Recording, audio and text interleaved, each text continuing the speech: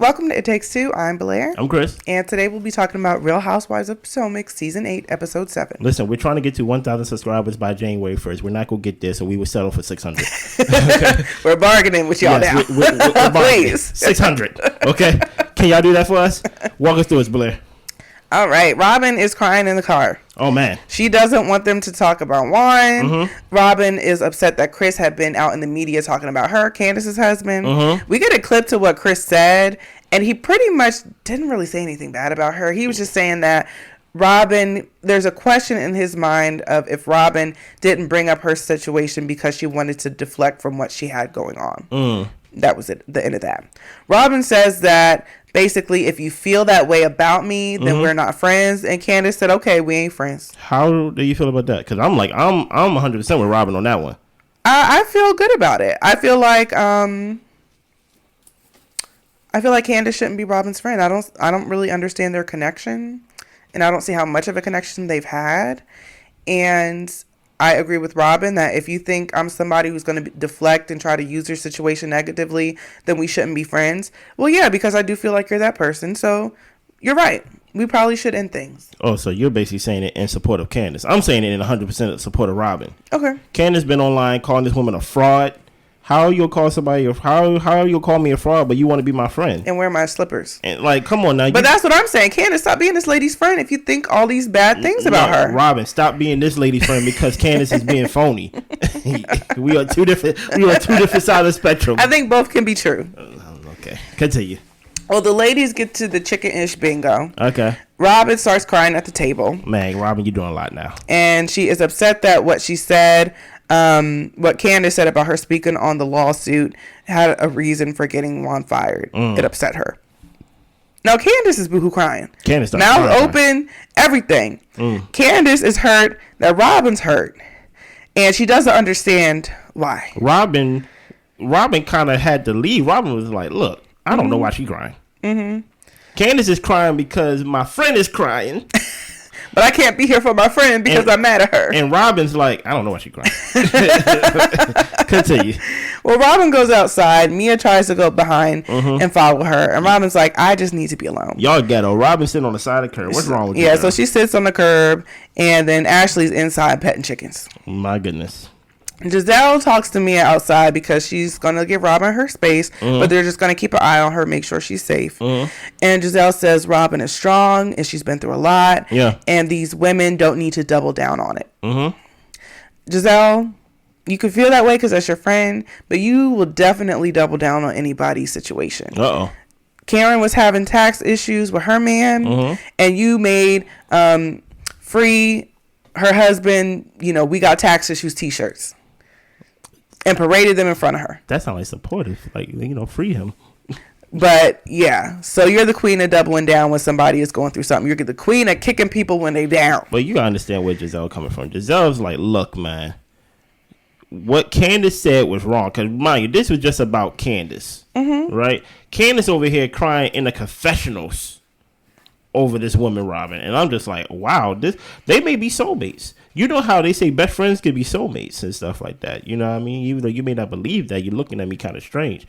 But I don't think Candiace and Robyn are best friends or soulmates, so I really don't get it. Candiace was crying in the confessional. Maybe Candiace is the empath. Maybe seeing people cry make her cry. That's not what she said. Let's keep it factual. Oh, goodness. Let's keep it factual and actual. Okay. She says whenever Robyn gets emotional, it just gets me. Do you even know how to do it? No. Don't. That's not how you do it. Don't teach me how to do it. Okay. This is my joke. This is not your joke. Okay. Okay. That's what Candiace did in the confessional. Okay. So I'm like, she said when Robyn cries, that makes her cry. She did not say when people cry. Is that what she said, note taker? I didn't write that down. Well, guess what? That's what she said. Do not make it seem like Candiace just crying because she's emotional. There's a weird connection that she has with Robyn. Very weird. And I don't understand it. Yeah. Continue.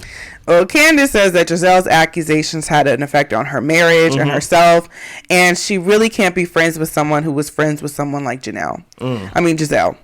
Wendy says you really should give it a try. Wendy, leave it alone. Candiace needs to figure this one out. This is her relationship with Robyn. And I know Wendy, you know, she is a very supportive person, but there's a lot here. And Robyn hasn't apologized for anything or taken accountability for anything, and neither has Candiace. So I don't see how we're going to work this out when nobody thinks they did nothing wrong. But like Wendy said she understands that Candiace and Robyn has a friendship and a relationship. So she's like, look, are you willing to throw away your friendship because that person's friends with Gizelle? Like, are you willing to throw it away? Obviously, you may not see it. I kind of don't see it either. But obviously, there's something there for them that they crying. Well, Robyn's not crying. Robyn, just to make it clear, Robyn is not crying over Candiace. Okay? We're with Candiace. No. Actually, she got up and left because we ain't crying together. No, I don't know what this is. We're not like trying to connect and things like that. Like, I don't know why she cried. That's what Robyn said verbatim, right? And people accuse Candiace of trying to make it about her.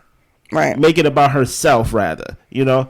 So I would say it is kind of strange that you can be this strong and this bold online in real time talking about Robyn and her situation, but like in front of the woman, you're crying. Like a lot. Yeah. You get what I'm saying? Continue. Well, Candiace, she was saying, like, look, I just gave my opinion about speaking on legal matters. I just don't think it's wise. And Karen said Candiace said what everyone was thinking, but Robyn doesn't want to hurt anyone. Well, she doesn't want to hurt Juan.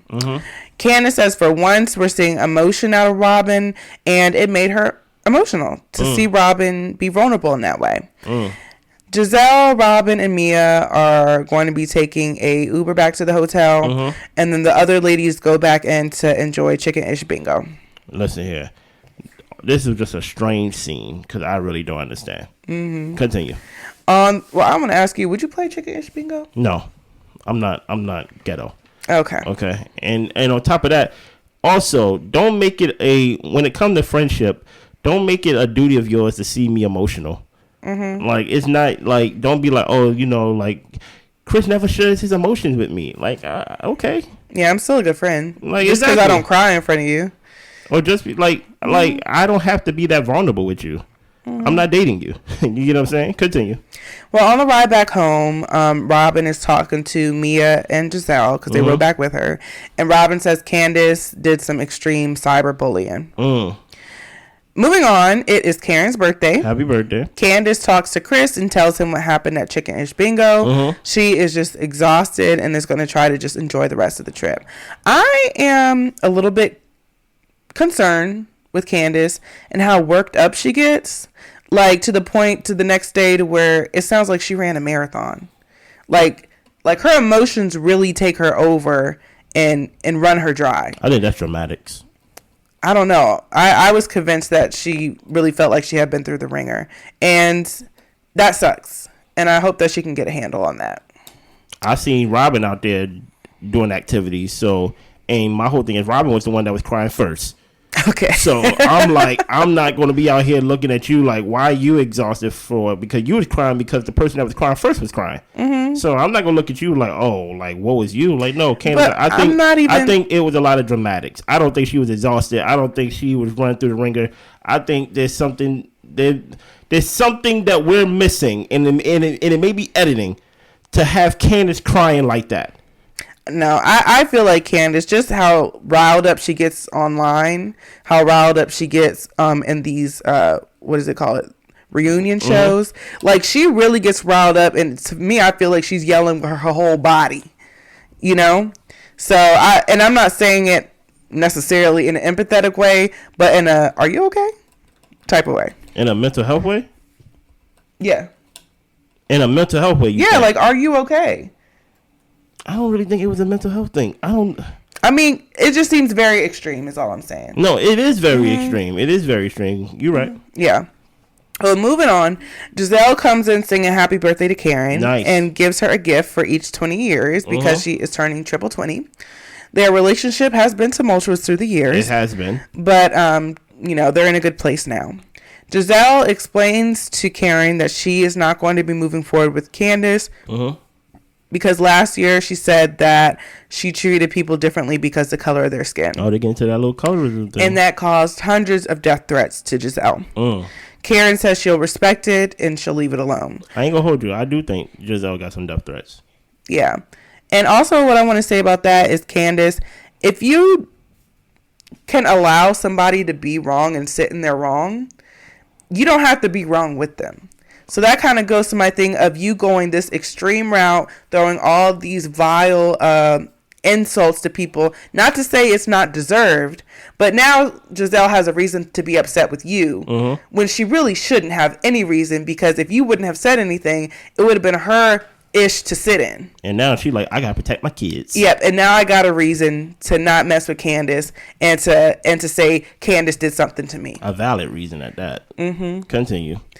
Mia gets a call from G. Okay. And apparently the business attorney that they have was able to get in touch with the family's business attorney, but he's going to update her at a later time. Okay. The ladies are going kayaking, and Karen is watching safely from the sidelines. Nice. Candiace ends up sitting out as well. Okay. Candiace thanks Karen for being there for her. And Karen is basically telling Candiace, you know, I was just happy we could all rally around both of you guys to make sure y'all were okay. Both of you guys. And I feel like Candiace should realize, not to say nobody's on your side, everyone is kind of looking for the betterment, not necessarily the betterment of the group, but ain't nobody really on your side, Candiace.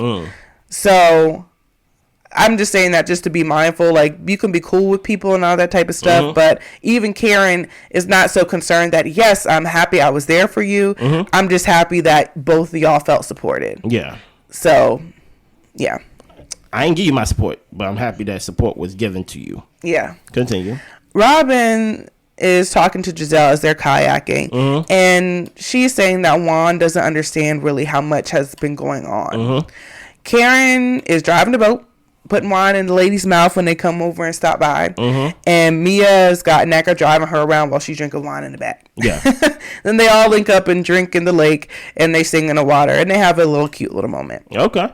Karen lets us know that she, as they're driving back to the hotel, that she is buying her grandmother's home, and she is just thinking more about the legacy that she'll leave for her lineage. Okay. I'm gonna say I don't know what that was. I don't know either. What word were you trying to say? I was just trying to read my sentence. Oh, okay. My tongue wasn't working with me. That's fine. Yeah. You got it out though. Thank you. Oh. I'm about to say it's not over. The show is still going on. Oh, yeah. So Robyn calls Juan, and she lets us as the audience know they're actually having a conversation about his health insurance.